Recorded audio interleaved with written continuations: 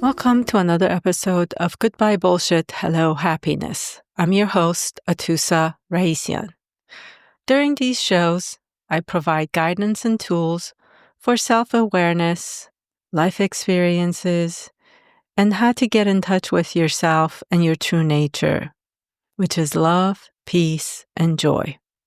If you have questions that you would like answered, please go to my website at atusarahecian.com. Again, that's atusarahecian.com. You can also find out about my other services on my website. The guidance provided on these shows are just meant to be used as guidance and not take the place of your medical professional guidance and advice. Thank you.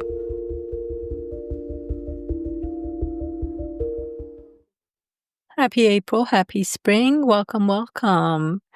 I skipped March, and here I am in April. Thank you for joining me. Spring is a time of new beginnings, new arrivals. We do a lot of house cleaning, internal cleaning during spring, and it's great and wonderful. What I wanted to talk to you today about is the identity of a fixer. If you have that in you, the fixer is always looking for ways to improve, to get better. And as soon as you find something where something comes into awareness, it's like, oh, we need to do something about this. We need to fix this. We need to improve. I have certainly had the fixer, the identity in my life.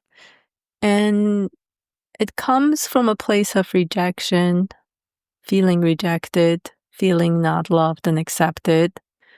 So it's saying, if you get to this place, then you will have this. If I can only manage to get this degree or get this, then all those things I want. So it plays this if and then game that's constantly getting you to move and fix things. When we are moving from a place that we already feel loved and accepted, and we are aligned with our heart, with our soul, with our higher consciousness, awareness, or if we're grounded in ourselves, whatever you want to call this space, then from that place, our sort of improvement is natural. It's not even improvement. You're doing things because of your desire. There's an internal movement that comes about that you move toward something. You move toward doing. It's as natural as walking, sitting, drinking. You're not telling your body what to do. Those things are naturally done. And those kind of tasks that when naturally you feel called to do, it moves you. Just as an example, this morning as I got up, there was this natural urge in me to start this artwork. It's actually an augmented reality portion of an artwork that I have. And it was natural. There was no thoughts about it or, oh, I need to do this. I have to do this. There's a deadline. It just naturally just came about. And I sat there for 8 hours straight, didn't eat anything, and it all came about. That is a natural flow. Rather than if I wanted to do this from a place of fixing or doing, those thoughts would be, oh my God, I have to get this done. I'm on a deadline because this is needed for 2 other projects. I have to do this. What am I going to do? How am I going to get it done?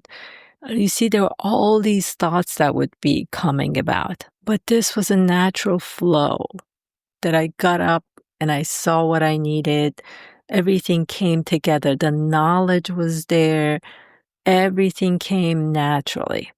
So that is the difference. When you are doing it, the healing or the fixing from a place of not being loved and accepted, there are a lot of thoughts behind it that is saying, once you fix yourself, once you get to this place, then you will be aligned here and you will receive all those things that you want. So tune in, find the fixer, get familiar with the thoughts and the judgments that it's using. Get familiar with the feeling of rejection. Because a lot of times, if you were rejected growing up in any certain way, and rejection also comes in, it's a deep wound, first of all, and there's internally male-female rejection, and also rejection comes in the form of parent-child, mother-child relationship that the child can feel rejected. And there's in partnership relationships, there's rejection. So there's all these forms of rejection that's happened. And it's one of those wounds that we keep mirroring back and forth with each other. And some people, when they have that wound of rejection, they have a big fixer, because the fixer is just all about rejection. We don't want to be rejected, that fear of rejection. So we're constantly looking to fix ourselves and do more and be more, and correcting ourselves, correcting our texts, correcting our emails, correcting whatever we're putting out there so we're not rejected by other people. We're not judged and rejected. And then also it plays out as another way where anger comes. And by the way, a lot of the people that you sort of label as gaslighting, being abusive, most times they have a deep rejection wound. And that rejection wound is about, when it's triggered, they want to protect themselves. And they don't want to see that hurt, that big, deep hurt that's inside. So they react outwardly where they make it about you and your fault. So again, anger is always a protection. So when that feeling of rejection comes, anger comes to protect ourselves, to say, no, that's not, like, I'm better than that, or I'm different. So be mindful of rejection and how it plays out in your life, and that fear of rejection. And more importantly, notice this fixer that's coming, that's always asking you to do more and be more. The fear of being rejected, the fear of not being loved or accepted, the fear of not belonging, and at some point being alone and not surviving. Those are all what is running the show right now. And if you just take a breath, take a moment, don't follow the thoughts. We're not going to follow the thoughts. The thoughts be, imagine they're just, if you know how if you feel tight in a muscle, let those thoughts be tightness in the brain, sort of like the brain needs to breathe. So we don't need to follow those thoughts, what they're saying. We just need to breathe and allow space for this feeling, for this fear of rejection, fear of not being loved, fear of not being accepted, fear of ending up alone, allowing all those to be. And in this space, you just breathe and let them soften. As you let them soften, you sort of breathe into the brain, letting the brain release the pressure as well. It's all happening naturally. You don't even need to do anything. All you're doing is being aware of the emotion that's there, that's present. You are aware of the tightness, maybe in your muscles, heaviness in the body, and tightness in the brain. Just aware. There's nothing to fix. There's nothing to do. There's nothing to be. Everything happens naturally. And from this place, whatever comes about, there's space for it to be. We are not here to be anything. Our natural state is being. We are here to exist. Our existence in the present moment, it is all there is, and it is the natural state of being. Anything that's happened in the past is not real, doesn't exist in the now, and anything that is going to be in the future doesn't exist. It's not in the now. The only thing that's here and now is your being, your existence. And this being and existence has nothing to do with your name, your gender, your degrees, what you're doing or not doing. It's existing with natural flow of life and moving naturally with life. So this spring, instead of getting too bogged down with cleaning internally, healing internally, don't get me wrong, those are all great things. However, let them naturally come and show you what needs to be cleared, what needs to be healed, what needs to be released. All of it naturally will come. And when it shows itself, for example, when that fear of rejection comes, it's not about you taking an eraser or sledgehammer or your pruning shears and cutting through it and destroying it.